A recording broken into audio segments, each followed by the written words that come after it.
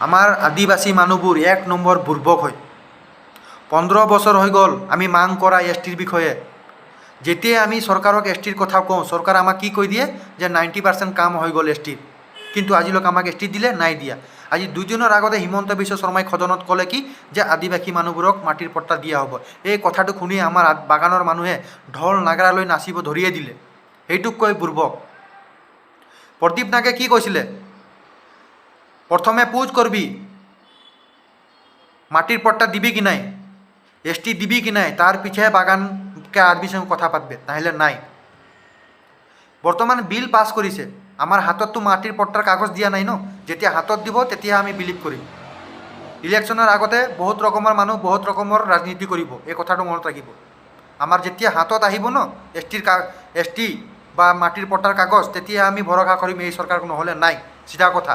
মই এজন আদিবাসী ল'ৰা হয় আৰু মোৰ আদিবাসী মানুহক কেনেকুৱা বুজাব লাগে এইটো মই ছ'চিয়েল মিডিয়া দি ময়ে বুজাম।